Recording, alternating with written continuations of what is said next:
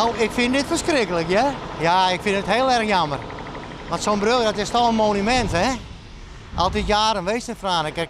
De karakteristieke stationsbregen van Frensje wordt sloopt. Na 60 jaar is het tijd voor een nieuwe bregen, dat gruttere skippen toch geen kennen.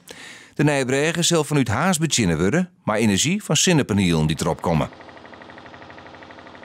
Er is de hele nacht trofwerken om de bregen te ontmantelen.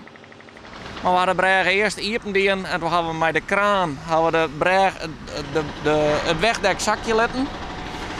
En vervolgens hebben we er boveneen van een balans afhellen. Dat is dat blauwe ding wat boven de wei zweeft, maar daar hebben we er boveneen van afhellen. En het bregdek snijden we nu in twaan. En die lezen we daarna op pontondel. Zodat het net te breed is voor de pontons en het vaarwij, zodat we het in stukken voortvaren kunnen. Dus het wordt eigenlijk in lietse stukken, stukje voor stukje, wordt op pontonlijn en wordt voortvaart. Het vervangen van de bregen is onderdeel van het gruttere project Franeker-Waddenpoort. En dat is eigenlijk nog onderdeel van het voormalige Friese Marrenproject. En dat wil graag meer toeristen naar Frensje toe loeken.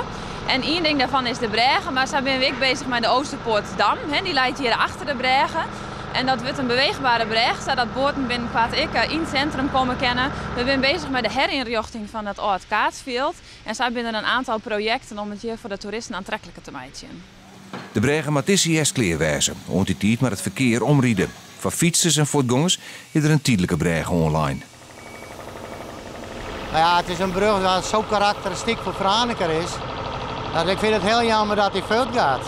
Ja, vind ik echt zonde. Maar het is wel nodig. Ja, dan koe ik alleen op de streekbus maar overheen, hè. En dan haast hier wel een groot industrieterrein achter. Dus ja, als ze meer dan 30 ton wogen, dan komen ze er niet meer overheen, hè. En een aantal jaren geleden is hij al eens een keer gerestaureerd. Ja, dat houdt een keer op, jammer genoeg, hè.